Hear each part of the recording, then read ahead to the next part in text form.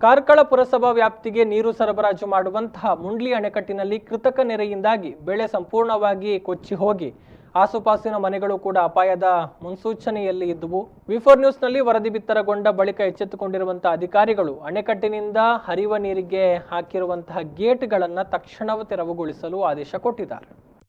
ಕಾರ್ಕಳ ಪುರಸಭೆ ನೀರು ಸರಬರಾಜು ಮಾಡುವ ಮುಂಡ್ಲೆ ಅಣೆಕಟ್ಟಿನಲ್ಲಿ ಕೃತಕ ನೆರೆಯಿಂದಾಗಿ ಬೆಳೆ ಸಂಪೂರ್ಣವಾಗಿ ನೆರೆಯಲ್ಲೇ ಕೊಚ್ಚಿ ಹೋಗಿ ಆಸುಪಾಸಿನ ಮನೆಗಳು ಕೂಡ ಅಪಾಯದ ಅಂಚಿನಲ್ಲಿದ್ದು, ಈ ವರದಿಯನ್ನ ವಿ4 ನ್ಯೂಸ್ನಲ್ಲಿ ಪ್ರಸಾರ ಮಾಡಲಾಗಿತ್ತು. ವರದಿ ಪ್ರಸಾರವಾದ ಹಿನ್ನೆಲೆಯಲ್ಲಿ ತಾಲೂಕು ದಂಡಾಧಿಕಾರಿ ಪುರಂದರ ಹೆಗಡೆ ಹಾಗೂ ಕಂದಾಯ ಇಲಾಖೆಯ ಸಿಬ್ಬಂದಿಗಳು ಮುಂಡ್ಲಿ ಅಣೆಕಟ್ಟಿಗೆ ದಿಢೀರ್ ಭೇಟಿ ನೀಡಿ ಪುರಸಭೆ ಸಿಬ್ಬಂದಿ ಹಾಗೂ ಸಮೀಪದಲ್ಲಿರುವ ವಿದ್ಯುತ್ ಉತ್ಪಾದನಾ ಘಟಕದ ಸಿಬ್ಬಂದಿಯವರಿಗೆ ದಂಡಾಧಿಕಾರಿಯವರು ಸ್ಥಳಕ್ಕೆ ಕರೆಯಿಸಿ ಅಣೆಕಟ್ಟಿನಿಂದ ಹರಿಯುವ ನೀರಿಗೆ ಹಾಕಿರುವ ಗೇಟ್ಗಳನ್ನು ತಕ್ಷಣ ತೆರವುಗೊಳಿಸಲು ಆದೇಶಿಸಿದ್ದಾರೆ. ಅಲ್ಲದೆ ಪುರಸಭಾಧಿಕಾರಿ ಹಾಗೂ ಸಿಬ್ಬಂದಿ ಮತ್ತು ವಿದ್ಯುತ್ ಉತ್ಪಾದನಾ ಘಟಕದ ಸಿಬ್ಬಂದಿಯವರ ಮೇಲೆ ಅಜಕರ್ ಪೊಲೀಸ್ ಠಾಣೆಯಲ್ಲಿ ಪ್ರಕರಣ ದಾಖಲು ಮಾಡಲು ಆದೇಶಿಸಿದ್ದಾರೆ.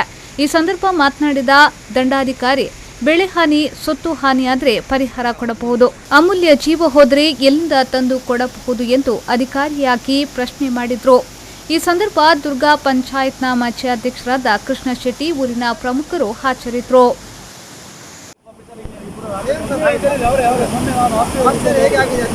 ಜನಗಳಿಗೆ ತೊಂದರೆ ಆದರೆ ಯಾರು ಜವಾಬ್ದಾರಿ, ಯಾರು ಅವ್ರಿಗೆ ಪರಿಹಾರ ಕೊಟ್ಟು ಅವ್ರಿಗೆ ಜೀವ ತಂದು ಕೊಡ್ಲಿಕ್ಕೆ ಆಗ್ತದೆ. ನಮಗೆ 24 ವರ್ಷ ಕೊರೋನಾ ಅಂತ ಅಲ್ಲಿ ಹೋಗಿ ಹಾಸಿಗೆಯಲ್ಲಿ ಮಲಗಲಿಲ್ಲ.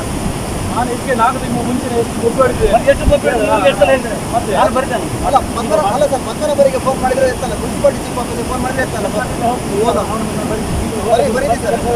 ಜನರಿಗೆ ಯಾವಾಗ ಇದೆ ನೀವು ನೋಡ್ತಾ ಇದ್ದೀವಿ, ನೀವು ಕಳೆದ ಸಲ ನೋಡಿ ಹೇಳಿದ್ದೇನೆ.